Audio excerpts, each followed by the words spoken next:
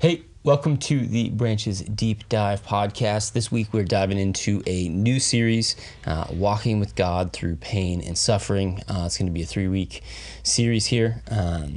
The third one being the baptism, which we're all super excited about. Sounds like there is a ton of people signed up to get baptized, which is awesome.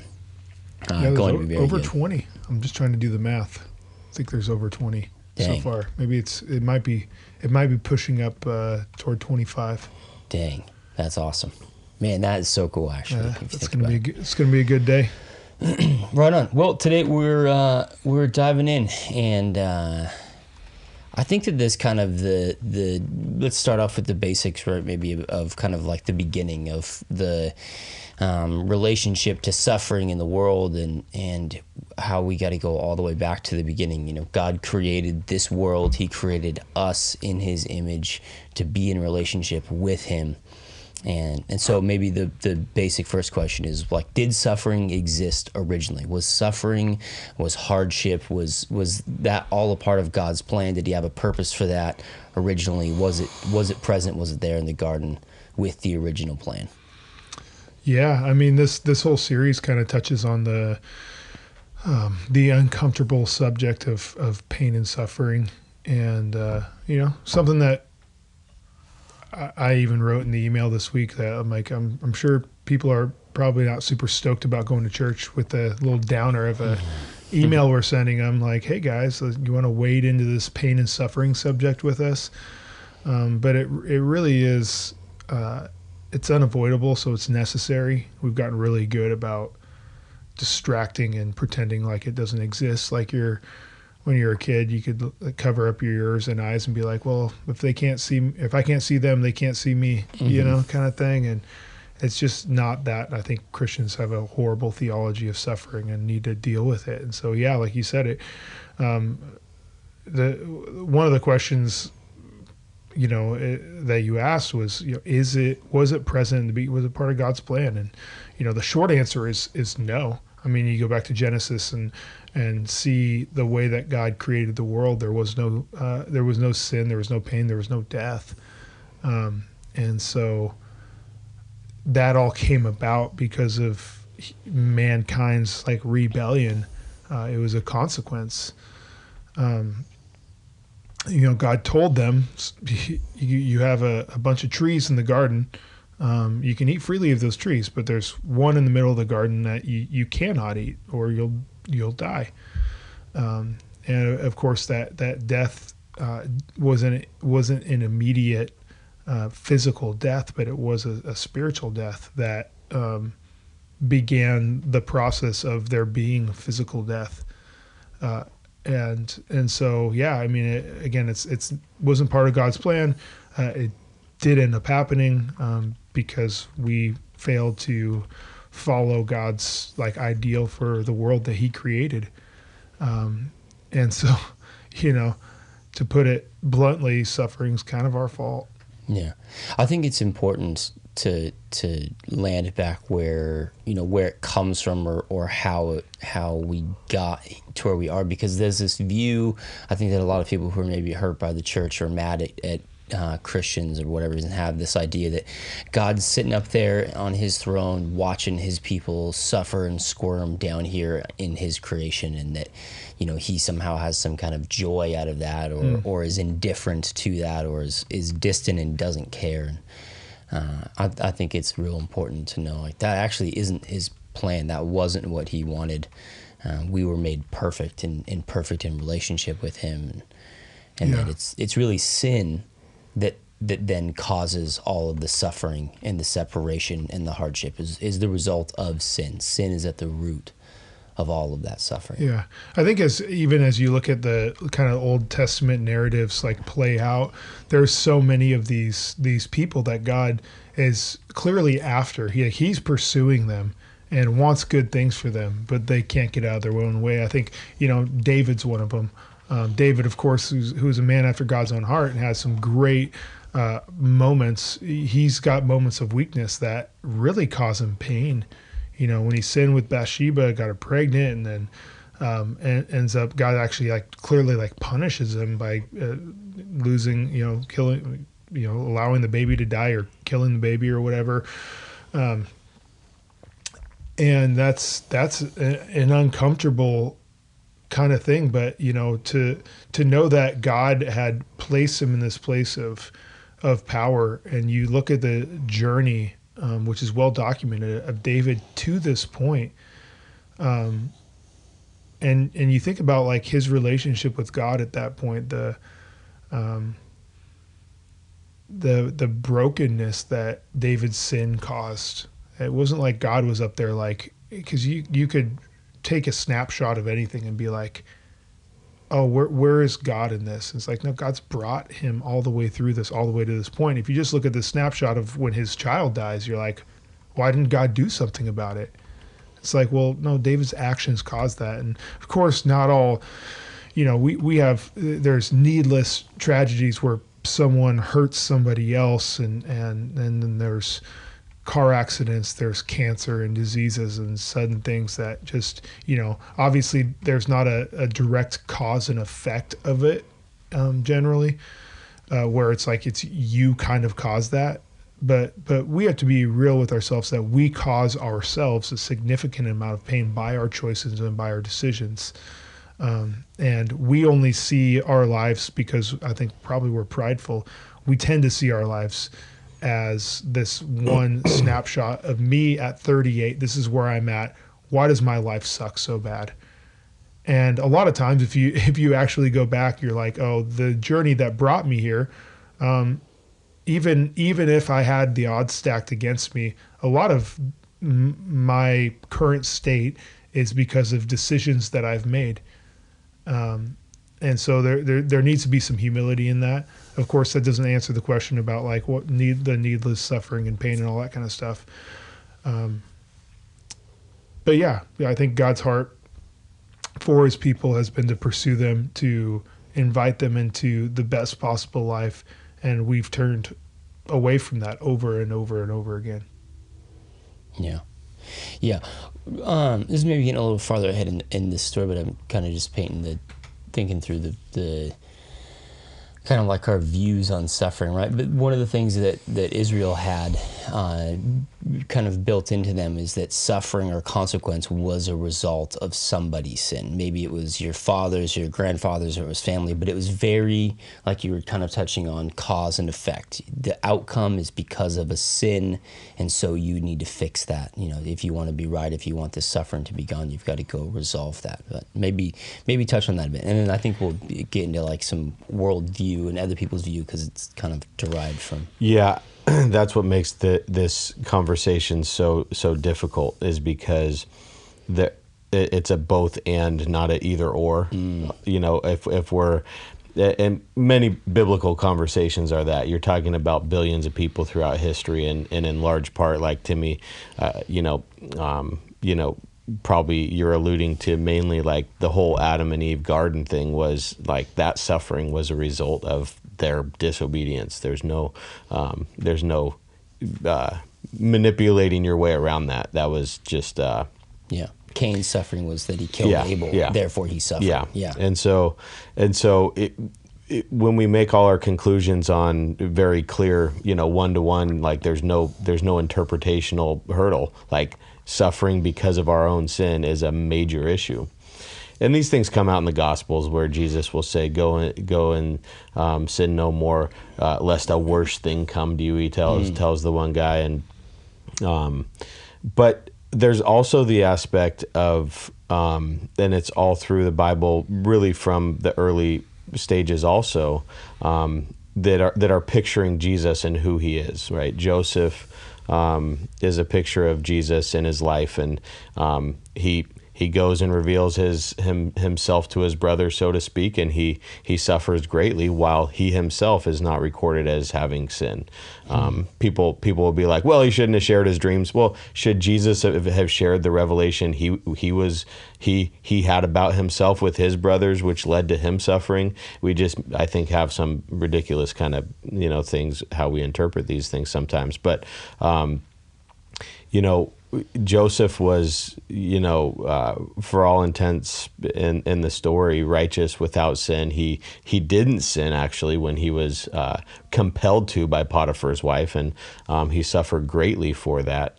And then he gets exalted, right? And so you have, as you go through these narratives, you find that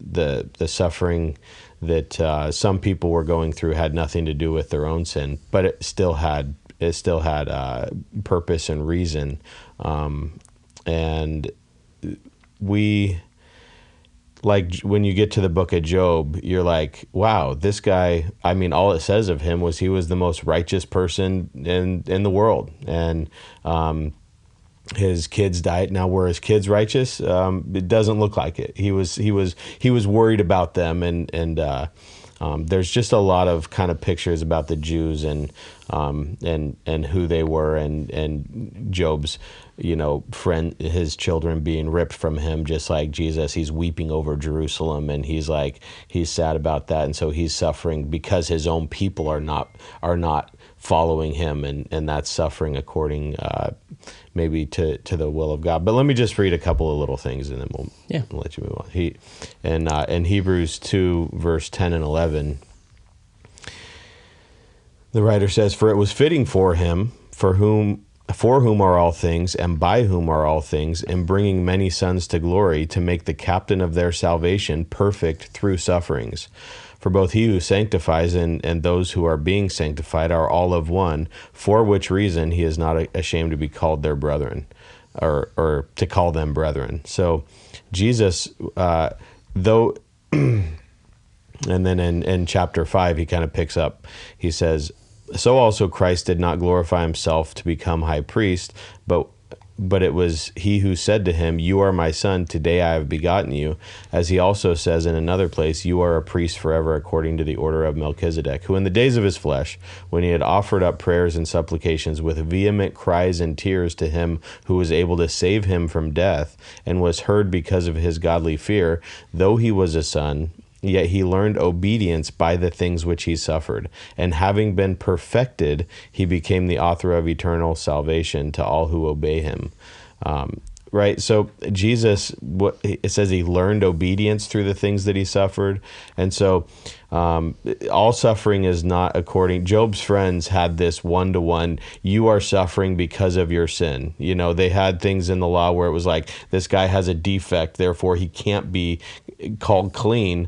And then you have Jesus coming and cleansing those defects and infirmities, those blindnesses and things that happen. So you can't say that suffering equals sin 100% of the time, while you can say suffering does have purpose, and we'll get into Yeah. Totally. You hit on you had a really cool section in your notes that had kind of like this outline of maybe a handful of different views that people have, and then we'll pull it back to, because really I think that one of the main questions that we hear from new people who are coming to the church, or if you're having conversations with your friends or somebody who's maybe grown up in church or pushing against, they say, well, how can God allow there to be suffering? And I want to really get back to the meat of that, but how can God allow there to be suffering in the world? Is he just up there not paying attention? But what we get is kind of these categories of either he has to be distant and not paying attention, suffering's meaningless, or but we read through that, you had a really cool list of it. Yeah, I think because this is such a great question, like, why does pain and suffering exist? Everybody's been asking it forever, and we're no different today. In fact, when I was in seminary, we read through this book, which I would highly recommend. It's the namesake for this series, Walking with God Through Pain and Suffering by Timothy Keller. Great, fantastic book, and I would encourage anybody to read it. In fact, there's like a little bit of a disclaimer at the beginning, like if you're actually walking through pain and suffering currently, then like skip this section that I'm going to be preaching on this week, because you don't need to understand like why it exists. You just need to know how to get through it, But it's a really good book, and I feel like it addresses a broad scope of like world cultures and beliefs about suffering. Last minute during seminary, our professor Gary Brashears added another book, which I need to go back and read because it's written from a non-American context. Because the reality is that the 350 million people or so, it's like less than like a 20th of the world's population, that lives in the United States. We have a very different view of suffering than most of the world does currently and has throughout history. So that's an important thing to know, and that's why I think it's such a hard thing to even wade into this topic in the first place, because we don't like to talk about it. I think that's the big thing. I mean, I took my kids to visit a guy in the hospital on Sunday after church, and who's getting close to death, and we were at first like we should find someone to watch our kids so they don't have to be exposed to this. And I was like, you know what? I think it's good that they are. And it almost seemed like, I wrestled with, I'm like, is this okay? Like, is it okay for my kids to see this? Is this like child abuse, that my kids would be exposed to something like this? And I'm like, no, again, throughout history, people have lived in multi-generational housing where grandparents die at home. And so it's a very real and we're just so far removed and so far disconnected. So to know that really, Americans, we don't have the corner on the market of pain and suffering. In fact, we're so far behind and removed from it, we don't even know what to do with it. Yeah. It was even weird as I was sharing this with our small group last night. As we're leaving, we're walking down the hall, kind of almost if there's like a aura or like some sort of like boundary around the pain and suffering that comes in that room, hospital room. As we were kind of coming out of that fog, it's like our reality catches up to us, and my son's like, "Where are we gonna go eat?" And it's just a break from like, okay, so we're no longer in suffering and pain. It's like my life goes on, but I was still stuck back in the room where my head's like, Mark doesn't get to just go home. Yeah. And we're praying that he does. But it's like he doesn't get to life doesn't just get to go on for him. Yeah. And so it's like you have to deal with that somehow. And how do you deal with it? And so the reality is people have been trying to deal with it forever. And there's a couple different beliefs. I'm not an expert on this, but just a little bit of research into them. There's the Greek Stoics, very philosophical and early smart thinkers, and they came up with this way of dealing with suffering that still prevails in a lot of people today. And it really is, but it really does go with the mindset that like you can't control the world, so you just kind of focus on what you can't control. But that, to me, that's what a lot of Americans do today. For sure. It's like, hey, I love John Maxwell, and he's a believer, and he says, and this is a generally true principle, is like life is 10% what happens to you, 90% how you react to it. And so you can take those principles and live by them, but you can't die by them, right? Because that's where the rub really comes. So there's that belief. Then there's the belief, which is more like the Eastern, like Hindu, Buddhist kind of thoughts, is that suffering and stuff comes from attachment to material and the world and existence and all that kind of stuff. So if you can kind of transcend it through meditation and whatever, and higher levels of thinking, you can kind of detach and get away from it all. And some people do that. I mean, spirituality is a growing thing in our nation, and for bad or for good, there's a lot of weird spirituality things out there, and so people try to transcend it through detachment. I would say kind of the prevailing belief in the U.S., as Keller calls it, the modern therapeutic individualism, which kind of goes along with the moralistic theistic. Oh, I can't even Deism. say it. Deism, yeah. Moralistic therapeutic deism is what I'm trying to say. But that way is really just me covering my ears and eyes and being la la la, it's not happening. I'm just gonna kind of, while I know suffering exists in principle, I'm gonna try to just manage it the best that I can, and I'm gonna try to focus on my own personal fulfillment. If I can just do enough of the good, happy things, it'll kind of outweigh the bad, sad things in life. And so that is a way. I mean, if you really get, and there's people all across the spectrum of different religions, no religion, atheists, some people might be practicing this stuff. The true like atheistic response has to be, if you're going to be a true atheist, which I think there's fewer and fewer of those, you guys can comment if you'd like, but, when you look at pain and suffering, you have to come to the conclusion, and great atheists throughout history have said, there is no meaning in suffering. There can't be any meaning in pain and suffering. It's random and it's meaningless. And so that's the true, pure atheist response to suffering. It has to be that.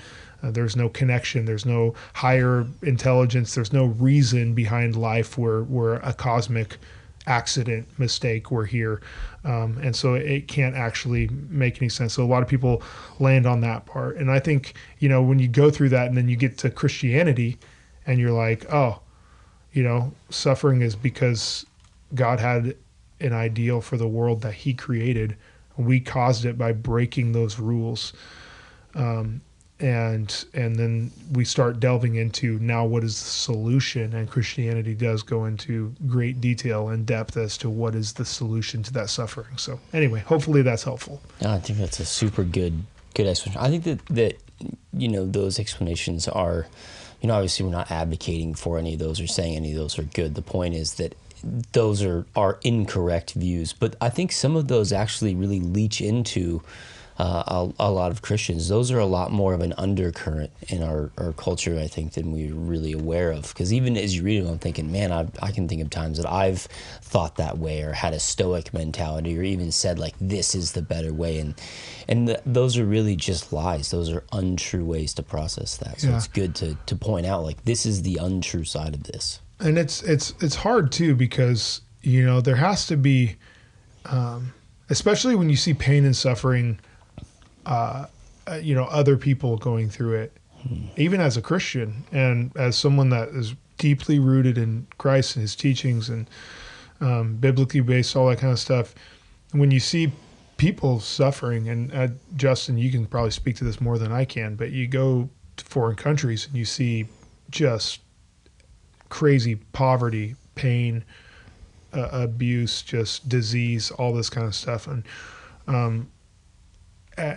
in some way, I went to Ethiopia with you, Justin, 2 years ago now, and there was a certain amount of numbing that I think you kind of naturally do because you have to, it's like me leaving that hospital room.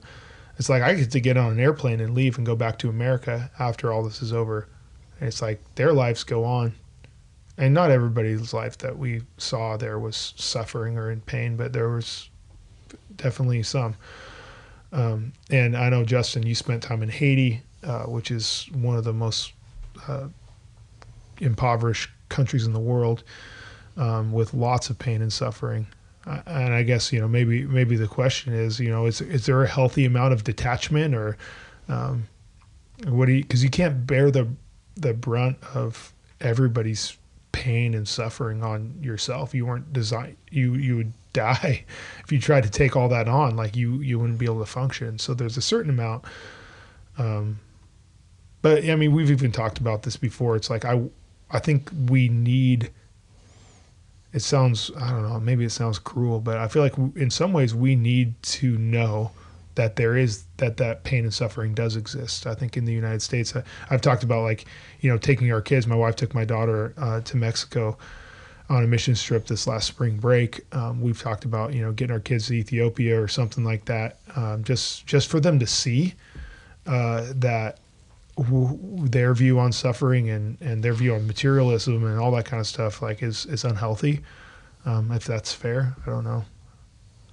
Not to exploit others, but to understand that this is just a reality. And anyway, I think that's why the conversation is so foundational and important. When you read through passages like 1 Timothy 6, and we're going through 2 Corinthians at Kevin's house. We just started it last night, and really, this whole conversation is just, I mean, it's much of what the New Testament is about, is contextualizing the application of the gospel into different societies, right? That's why I love the letters in Revelation 2 and 3 so much, is because those churches aren't very far removed geographically, but they're light years in different worlds spiritually, and so we have to recognize what we are as people. I think just from what you were saying, I mean, the value of taking young people and letting them see what all of the world has been like for all of human history is intrinsically valuable. On a level of living in reality, the gospel and the truths of the Bible are a lot more easily taught and applicable when you have a little bit more context, I think. And so like you're saying, this was kind of from the beginning, or from early on, that these things were things that God wanted his people to know. For instance, in Judges chapter 3, it says, "Now these are the nations which the Lord left, that he might test Israel by them. That is, all who had not known any of the wars in Canaan. This was only so that the generations of the children of Israel might be taught to know war, at least those who had not formerly known it, namely 5 lords of the Philistines, all the Canaanites, the Sidonians, the Hivites, who dwelt in Mount Lebanon from Mount Baal. And they were left that he might test Israel by them, to know whether they would obey the commandments of the Lord, which he had commanded their fathers by the hand of Moses," right? So you're like, God wanted, what we don't see is that by nature we're autonomous, prideful people. That's just who we are. Speak for yourself. Yeah, and so especially Timmy, we're going to talk about that later. But we are people who want what we want. We want to get it when we get it. We do not want patience and faith to be our story. That's we want. It's mine. I'm going to blab it and grab it, name it and claim it. I'm going to live it and lead it and love it. And then God is sitting here saying, what I want you to do is love me and love people. And our love for this world is a dramatic killer of our love for people and of God. Did we have a... Okay. So what God, I think in that, what we miss is that God wants to make us look more like Jesus. The sanctifying process is for God to say, hey, take all of your love for this world and strip it down so that we can love people the right way, and look at them through the eyes of the Lord. And so when you're talking about bringing David and Lenny and stuff into a hospital, it's actually it's really difficult, because you don't want them to be traumatized, but you don't want them to continue doing the David, like, hey, are we going to go eat now? You want them to actually sit and be like, there's some gravity to this. And back all the way back in Ecclesiastes 7, he says, a good name is better than precious ointment, and the day of death than the day of one's birth. Better to go to the house of mourning than to go to the house of feasting, for that is the end of all men, and the living will take it to heart. Sorrow is better than laughter. By a sad countenance the heart is made better. The heart of the wise is in the house of mourning, but the heart of fools is in the house of mirth. Everybody is ultimately going to die. And so that's the end of everybody. So the more that you're looking at God leaving, enemies of Israel in the land so that they could know war. You're looking at him saying, better is the house of mourning. So, God is trying to make, what's the word for just understanding, the reality of life. God is wanting to Like awareness? Yeah, just the aware. God is wanting to make his people sober about the brevity of life. that's a We're good here for we're here for a minute, and then we're going to go to the grave. What then? Yeah. There was an evangelist who was like, he would go to people, and I heard about this years ago, but he'd be like, "So what are you doing tomorrow?" And they'd be like, "Well, I'm going to go." And he's like, "What after that?" And he would like take them on this journey, and he'd just keep saying, "What about after that?" And in 10 years, well, what about after that? And then he would just in kind of a humorous fashion bring them to like, and then they're like, "Well, then I'm going to die." And he's like, "Well, then what?" and so he would bring them to the point where they're like, okay, I've got all these things that I'm going to do with my life, but then I'm going to be dead for a long time. And if I believe, which we as Christians do, it's the foundation really of our faith, is the resurrection. If we get there and we're like, what am I going to do after I die? And then we begin to say, shoot, I should arrange my life in a way that prepares me for that.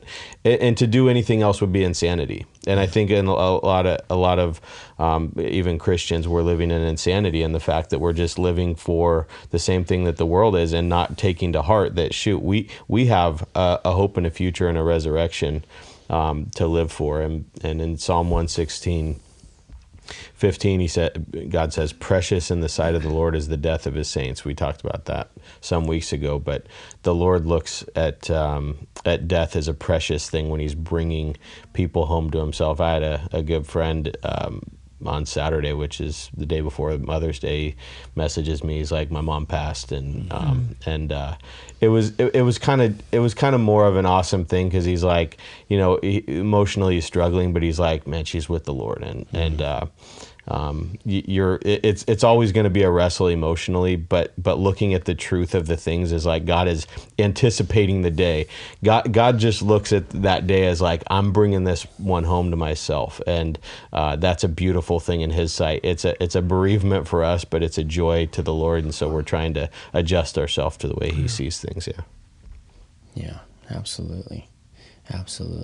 Yeah, I think that suffering with an eternal perspective is pretty foundational to getting through the things that we have here, and we'll dive way deeper into the like, what does suffering do inside of us? Refining us. We'll get to all of that. We're not just avoiding that, but to maybe talk on kind of your view of the importance of having that eternal perspective to lessen the sting of, or to help us endure through the suffering when we know that it wasn't God's original plan. It's not a part of the relationship that he wants with us, that we in our lives here can navigate through that suffering because of his power and his strength, and we can lean on him, and that helps us to get through, but also that we'll be in a place someday where there is no more. And that's what we look forward to, and that gives us the hope and the ability to endure the suffering while we're here.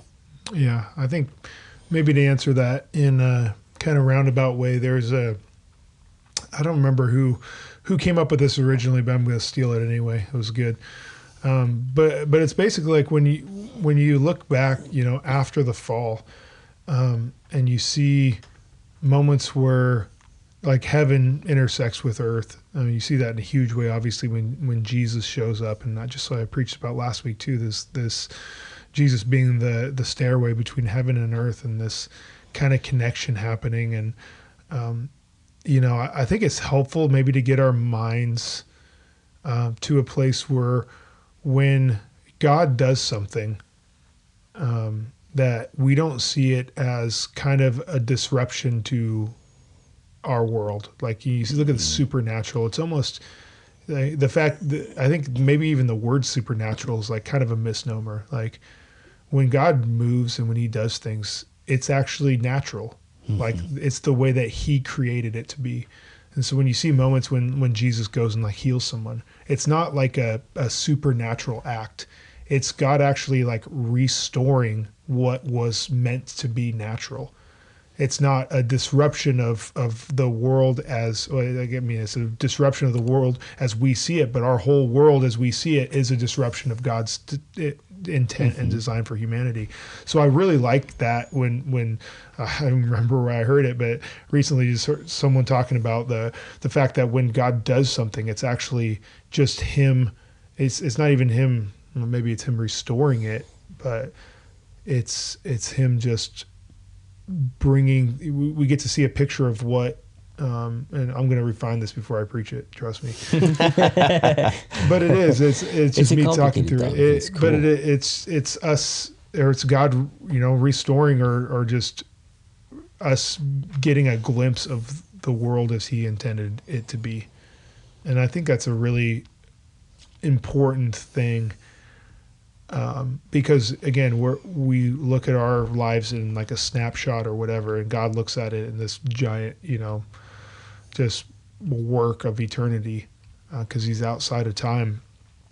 And so we do ourselves kind of a disservice when we're just like, oh, this is my life and this is what it looks like, without understanding how God sees our life and what it looks like. And of course that plays into eternity. And I think, I'm going to get more into this later, but or next couple weeks, but just the fact that after Jesus shows up, there's no real talk about death in a negative way. It's almost purely positive.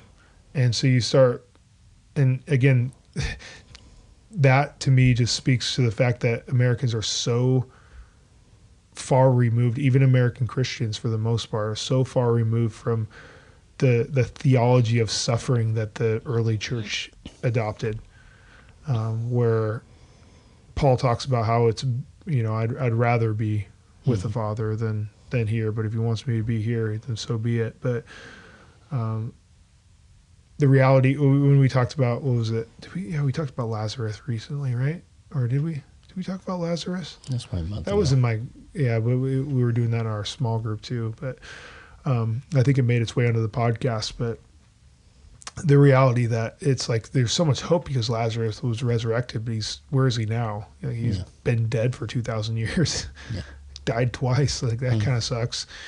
But we look at it as like, oh, he restored him. It's like, yeah, but he died again, and no one talks about how that was a bad thing, And so, really, of course, that's speaking to the reality that death isn't the end. And it's both ways. Like death isn't the end for believers, and it's not the end for non-believers. And that you talk about sobering, like that should be a sobering thing. The fact that part of, I guess the eternity component comes into play a lot more. It was present in the Old Testament, but becomes talked about a lot more in the New Testament. It can almost, and even the most popular verse in all of Scripture. For God so loved the world that He gave His one and only Son, that whoever believed in Him would not perish but have eternal life. If you just read that by itself, it's kind of like it's not lying, but if you just read it by itself, it's like it's not doing justice to the whole picture, because the whole picture is that everyone has eternal life, already. Eternal, they will eternal existence maybe, and so. And of course, there's people that disagree with that, but to some level, like death was never meant to be the end. Of course, death was never supposed to exist, and that we were created as eternal beings, and that didn't change with the fall. The process of what it looks like changed, but the reality that we were eternal did not change. And so then we spend the rest of the history trying to figure out what we do with that reality. And the reality is that we're eternal. And so what are we going to do with that reality now? Figure out, how to best do eternity, and that's to be united with your Creator. Yeah.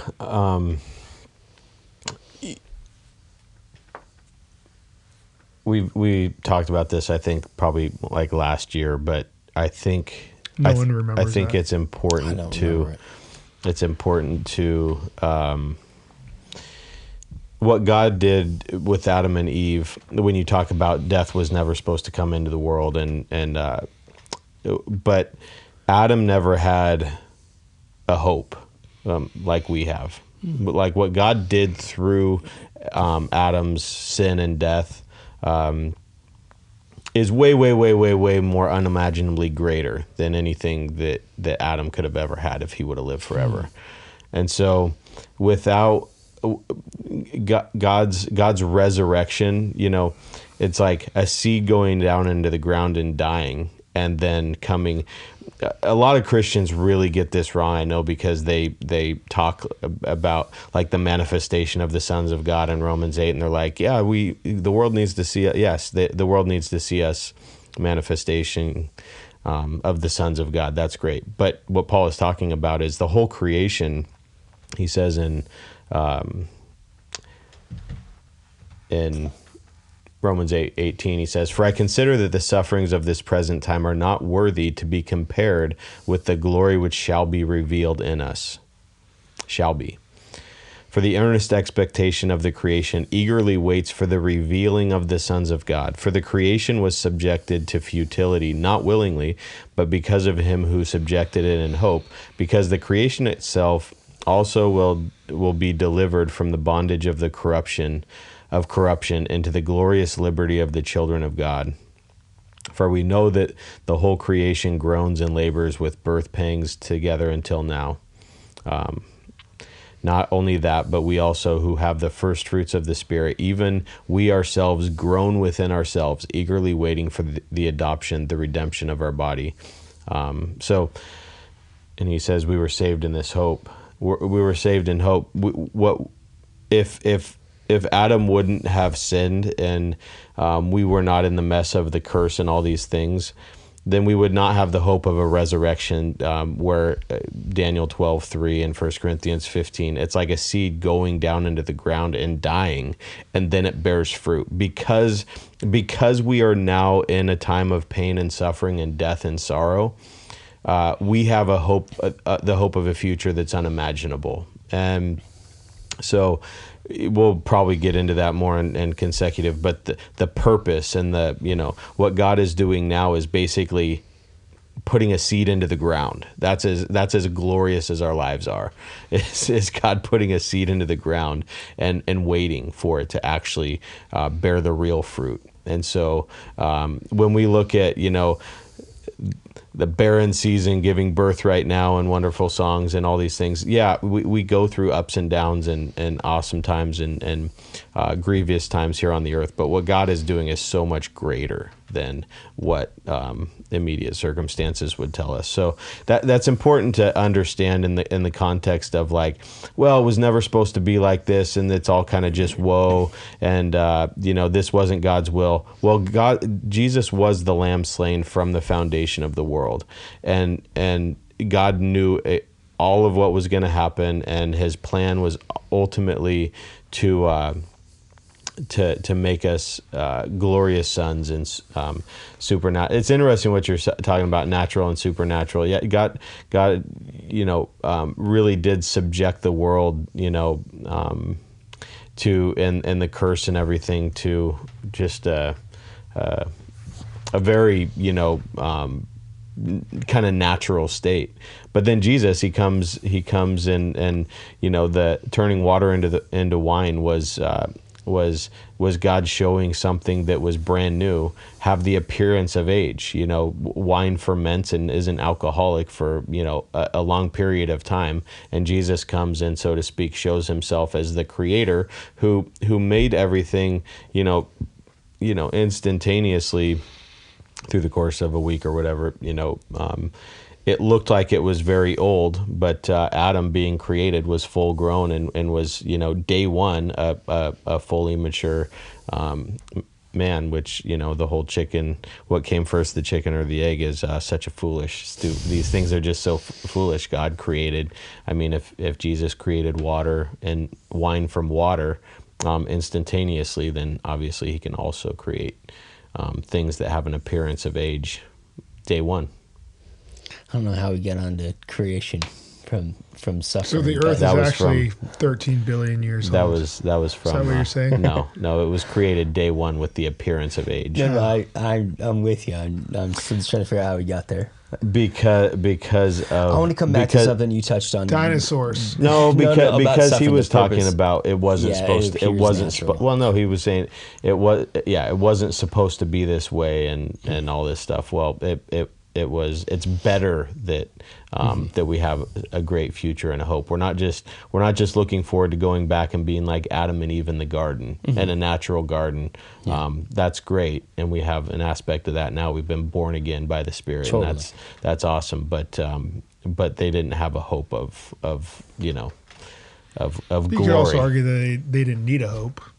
No, I don't think so. I mean, well, when you're talking about shining like stars forever and ever, and you look at angelic beings and they're these glorious things, and then you're like, well, Adam and Eve would have been perfectly good if they. That's kind of like people who are like, well, the Jews have their covenant with God and we have ours, and so Bringing their the Jews covenant in is. here now. Yeah, but no, they don't have a covenant that is substantive spiritually. That's That's not yeah. to say that he couldn't have unfolded that or developed that or walked them into some version of that of stewarding the knowledge that was there, right?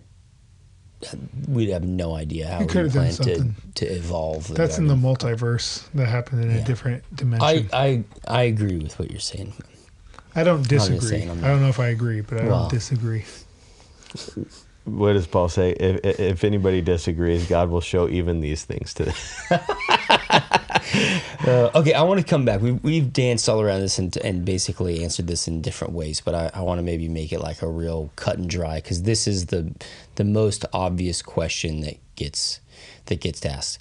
How can a good God allow there to be suffering? How can he, whether it's from the point of view of how can he stand to see his children who he loves suffer, or how can you call God good if he has no problem with suffering, right? To the non-believer, the people who are coming in and trying to wrestle with and count the cost and see like, who is God?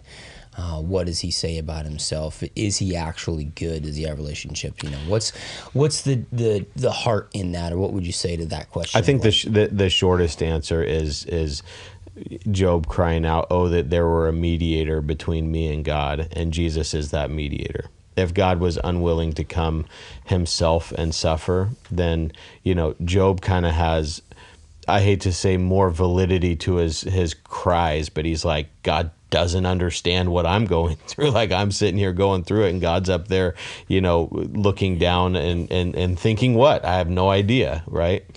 And Jesus answers all those questions. He actually came down and was willing to suffer.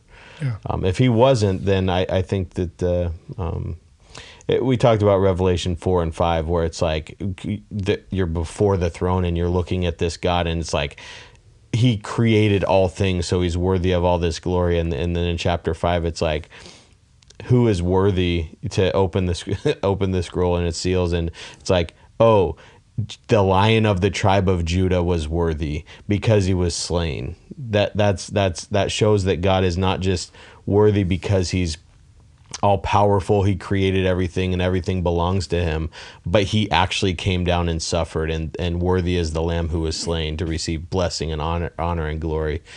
In that respect, those are maybe the two most important chapters in the Bible, because they just show Jesus being willing to humble himself makes him so worthy of our praise. And it's like he didn't just come down and like, hey, I'm going to live in poverty or stub his toe. He came and subjected himself to torture and punishment and a horrible life. And that makes God not accusable. Mm-hmm. It really does. He's exonerated himself from those accusations because of what he was willing to do, and he himself coming. Yeah. I think that's a good answer. Not the end. No, again, I mean, it is. It has to be, right? The question, why does God let pain and suffering happen, or why does God allow bad things to happen to good people? I get the question, but it really is kind of a cop out. Mm-hmm. Like, I get the question because people have suffered needlessly and are in pain. So I absolutely understand that. I mean, I've asked that question myself. But it's it's a more complicated answer than anybody wants to, because you got to wade into it. Well, then, who is God? Because you're saying God, so you're assuming that he exists, or maybe you're trying to make an argument against the fact that he exists, but you're not actually doing that. In fact, you're acknowledging that there is a God, saying that if he were real, I think I said this Sunday even, but it's like that's not an argument against the existence of God. You saying, why would he allow bad things happen to good people, or suffering and pain? Why would he allow these things? That's an argument against who he is, right? I mean, does that make sense? Mm-hmm. It's not, because again, you have to understand who God is, and the Christian worldview, and Scripture points to who God is. And so it's like, now we have this reality that God can be known. And so if you actually want to answer that question, you gotta like wade into these waters with us and say, well, who is God? Has he allowed bad things to happen to good people? In the midst of that, can he still be trusted? So you look at stories like Joseph, you look at stories like Job, you look at the story of Jesus coming to the world as God in the flesh, suffering on our behalf so that we could be free and have life. And you see a God that isn't disconnected from his creation, that cares deeply about his creation, that would be willing to suffer and die the most painful, torturous death and separation from the Father, like all this stuff, like who would endure unthinkable stuff on behalf of us. So you're like, okay, so maybe he is good and he can be trusted.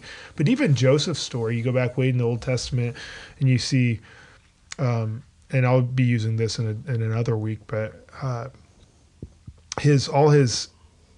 think about all the times that, if you know his life, 20 years or so between when he was sold into slavery, beaten to within an inch of his life, sold into slavery, missed his family, like you better believe he probably cried out to God at some point. We don't see that necessarily, but he probably cried out to God in prison when things, he was honoring God faithfully. God didn't answer his prayers in the way that he wanted him to answer his prayers. So that's hard. It's like, so 20 years goes by until finally there's like restoration. And so you look at that and you're like, and I think, part of that, he says at the end, like, what you meant for evil, God intended for good. And we see that echoed again in Romans, this reality of like God's sovereignty and his plan. And just going back to this question, well, why would a good God let bad things happen to good people? Or why would he allow pain and suffering? It's like, and so you go to, I love just addressing this with Job 38, where God comes, he's like, brace yourself like a man. He's like, where were you when I laid the foundations of the earth? And he just goes through this whole thing, when I did it all. And so there has to be a level of humility. So if God is real, then who is he? And if he made the universe, then who is he? And then maybe better yet, who am I in relation to him? And so for me to go out and be like, God, this is how you do your job, is incredibly prideful. You allowed this to happen, and I get it, the pain, you allowed this to happen to my friend, my mom, my dad, me, you start going through all the things, like, how could you allow this to happen? And on the other side of that, you see a God who waded into the waters of pain and suffering on your behalf so that you could have life. You see a God that has, your eternity and your future and hope in his hands, and he's invited you in. You have a God that in a million lifetimes you could not fully comprehend or understand. And so there's got to be some humility and faith involved with that for sure. And those are hard things, but he's a big God that we don't fully understand. And so some of that has to be left to his sovereignty, and to be like, I'm going to trust you even though I don't get it fully. No Christian theologian that I know, and I know some very smart ones, would say like, I got this God guy figured out. Like, I got it pegged. I understand exactly why he does all the things. It's like, there's a lot of things that we're just going to throw up. Like, I don't know why this worked out the way that it did, but I'm going to trust him anyway. And so I think that's really the question we have to wrestle with. Like, can God be trusted? Can we trust him? And I think it's great. You shared Romans 8. if I have time in my message, I'm going to use that at the end, just looking at what he wants to do to restore and make all things new. And that's good news in the midst of our suffering. Yeah, absolutely. And part of that Hebrews 5 passage, you know, in verse 7, it says, who in the days of his flesh, when he had offered up prayers and supplications with vehement cries and tears to him who was able to save him from death, and was heard because of his godly fear. You're like, okay, so Jesus was heard because of his godly fear. What exactly does that mean? Jesus, his vehement cries, and in the Garden of Gethsemane, he was like, Lord, if there's any other way, let this cup pass. So he was hurt. He didn't die spiritually, but he did die physically. So I mean, you're looking at even Jesus, like you said, with Joseph, and Joseph is in prison for some years, and his prayers weren't answered immediately if we don't have record of them, but we do for Jesus. And that's a little bit more important, where you're like, we do have record that Jesus was praying, God, if there's any other way, let this cup pass from me. And God's answer seems to be, there is no other way. But he was heard, and he obviously didn't die, and he came through, or he did die physically, but he came through on the other side. But I think that's just important for us to see that Jesus really wanted, and people debate, Jesus in his humanity did not want to go to the cross. And I think to say anything otherwise, anybody, he said earlier, I have a baptism to be baptized with, and how distressed I am until it comes. So Jesus wasn't walking outside of the reality that he was going to go through significant pain. And so much so that it says he sweat drops of blood, or however that is, and so this was very stressful for Jesus. God had him to go through it, and that's important for us to acknowledge, that God himself was, again, not removing himself from anything he's called us to do. He has already done himself. There's no hypocrisy with God, and I think that's important. He's not just calling us to endure and to go through things that he himself, at the tomb of Lazarus, he's crying, he's weeping. He experienced all those things. Yeah. Is it in there? So in Hebrews 4, it says that he did it out of obedience to attain perfection? Yeah. Is it in there? Right. Yeah. I think that's a really helpful 2 words to latch onto and remember, and kind of that summary. Like, to your point, like, we don't have to totally understand. It's just a trust that we trust you, and that trust is played out in our actions through obedience. I will obey and follow your commands, your general commands in Scripture and words, your specific ones you've given to me, right? But well, Jesus's model, like you just talked about, Justin, when he's praying in Gethsemane, and he's like, if there's another way, let this cup pass from me, but still, like, not my will, but your will be done. That gives us kind of the model for prayer. I mean, that's how we are to pray, is to pray, to ask him. Yeah, I mean, look, I don't understand exactly what's at play here or what you're doing. I know that I don't want this thing. Yeah. Or I do want this thing. I mean, we're praying about a church property and a church building, and it's like, there's a lot, it's maybe a good picture of something like really practical. That's like, God, we want you to do something, and we think we got some ideas on what that could look like.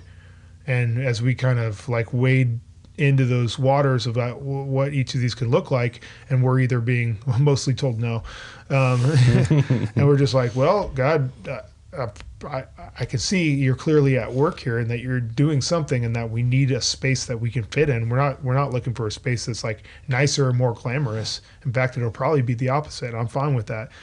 I just don't want people crammed in and tripping over chairs all the time. Yeah. It'd be a barn. I don't care.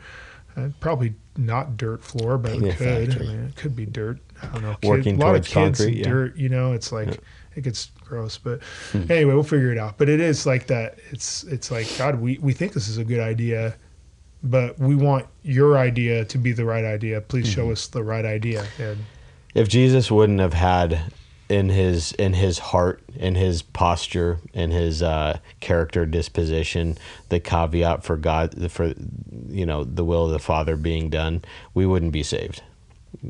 It's just as simple as that.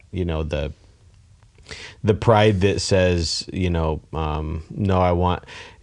There's a whole thing that we could go into that we won't, but James says we have not because we ask not. When we ask, we have not because we ask amiss, that we would spend it on our pleasures. You have Hezekiah, who is like, oh Lord, he's like, God says, this is the sickness you're going to die from. He cries out to God, and God's like, hey, he showed humility, I'll give him another 15 years. And so in that 15 years, Manasseh, his son, was born, horrible king. He shows the Babylonians his treasures. That becomes the caveat by which the Babylonians come and raid Jerusalem and so on. So our prayer that we think we know best and let my will be done and not the Lord's is a gross misunderstanding of who God is, what He knows, and who we are and what we know, and we should have that humility. Yeah. It's not that we can't pray boldly for things at all. Oh, for sure. Jesus prayed boldly, Lord, if there's any other way, let this cup pass. He did not get that answered, and we'll talk in consecutive weeks about Paul praying the same thing. Lord, let this thorn be taken from me, and God says no, and He says why no, and so those things are important to understand. Yeah. Oh, sorry, I was just gonna wrap us up. I got just to bring it full circle here. Is that cool? Yeah. As you look at world religions and different, it's not always religious. A lot of times it's agnostic or atheists, kind of the main American audience that we might be speaking to, that's non-believers. I would challenge you to look at, what your theology of pain and suffering, and look at and consider Christianity and how it answers that. And I don't think you'll find a better answer. And it's not just an answer because there's religions out there that'll just give you an answer that's super certain. You go to Mormonism and stuff like that, you'll get some very specific answers that tickle your ears, and you're like, well, I like that idea. Don't go to those places. Yeah, don't go to those places. But if that's like your belief already, you look at Christianity and you're like, okay, this is actually the one with the most evidence, with the fewest issues, which is the way that our theology professor used to teach us. Like when it comes to like figuring out theological issues and stuff like that, you look for the things with the most support with the least issues, and like trying to find, okay, what's most true here. And so as you do that, I think you'll find that Christianity actually does provide the most right answers, and with the most support for those answers, and the most hope within that. And so you're not going to find that. And it's, I say the most right answers too, not just as a caveat, because we would love to have our ears tickled with hope. We love, I've done lots of funerals, and we'll probably do lots more. And it's hard because you just want to get up there and say, hey guys, like everything's great, and it's okay. They're dead, but they're in a better place. They're an angel now looking over you. And it's just like, oh man, it's just hard. And you can look for the things that tickle your ears, but it's not just a matter of having some like therapeutic idea that, oh, this will make me feel good and make me feel okay so I can get on with my life. It's actually a matter of wading into what does it actually mean that there's pain and suffering here, and who is God, and how does He explain it? How does He address it? And He does address it a lot. We see that in Scripture. And so I just want to challenge you, like, look at Christianity. And for those of you who are Christians listening to this, probably most of you, I would challenge you to wade in these waters and don't get comfortable in like this idea that this is something that I can just address later on in my life. Even the book I've given out to so many people, I'm pretty sure like a quarter of the people actually read the books that I give them. But this one, I'm like, I want everybody to read it, because I'm like, it's not a matter of if, but when. prepare for it. And that's really what this first week's going to be about. Prepare for it now before it comes so that you're ready. Don't let it drives me crazy that people are always like, a tragedy happens. They're like, oh, I had no idea people die. And it's like, what? And I get it, but we shouldn't have that mindset. We should know that life is precious, life is short, and that tragedy happens, and we can't we got to stop numbing ourselves away from thinking that it exists. We got to wade into those uncomfortable waters. Be okay being uncomfortable. Be okay, addressing some of this stuff, because we have to. We got to do better in our theology of suffering and pain than we're doing now. I like how you said earlier, like, there's no lazy answer. It just requires you to go do the work. You're going to have to go study. You're going to have to go put the work in to really sit with that. But that's important. Otherwise, if you don't have a foundation that is truth, that has depth and real understanding of who God is, when suffering comes, your life can be shipwrecked. Yeah. You've got to go build that foundation, and that's super important on suffering and pain and on so many other things. Yeah, so, and to know that the enemy's at work in pain and suffering, like, obviously not just the fall and all that kind of stuff, but the result of it is, like you said, pain and suffering have the ability and the propensity to shipwreck us big time. Even if we're not the ones going through pain and suffering, if we're just near someone, you lose a spouse or you lose a child, God forbid, you lose a parent or someone close to you, or they're suffering, it has the ability to absolutely shipwreck your life. And the enemy loves collateral damage. Like, he'll get in there with his twisty little fingers and just like muck things up worse than they already are. It's like, mom already suffered, but now you're going to develop a complex because of this, and you're going to, have your mind change, and you're going to slip into depression. You're going to become anxious, and he's just going to get in there and like loves creating collateral damage. And so even if you're not the one suffering, you got to be ready and prepared for what it means to address that. Yeah, absolutely.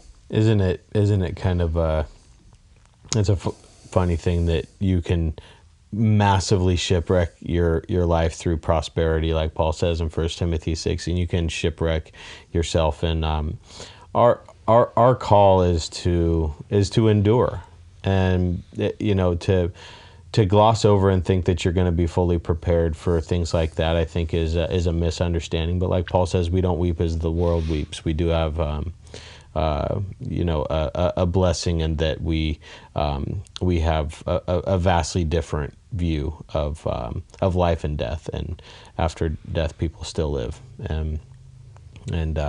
but you can ship. It's almost an easier shipwreck through death than it is through like prosperity and like just treating your faith like it's casual, because you overcoming hurdles of hardship are really difficult. Yeah. But overcoming hurdles of prosperity, where you're like, I actually have to give something up in order to be spiritually healthy, it's harder to see. Yeah, the hardship is easier to see. It's clear. Yeah, the deception is probably a lot more. Anyways. Yeah, no, that's true. That's good. Timmy, will you pray for us as we end? Yeah, Father, man, for those who are suffering now or going through it, God, I ask that you would just fill their hearts with hope and a peace that passes all understanding, God, that they would experience you, even as it says in your word that you're close to the brokenhearted and you save those whose spirits are crushed. I ask that they would experience you now more than ever, God. And as we kind of wade into these waters throughout this series, I ask that you would give us a hope, God, and that we wouldn't shy away from some of these hard issues, that we would just take them on head on and discover how you want us to address these things and walk with you through them, God. And I ask that just even throughout the series and the effects of the series would cause us to be a people that are just more drawn to you and understand our need for you, God. Amen. In your name. Amen. Amen. Amen. Right on. Hey, thanks for joining us. See you guys next week. See ya.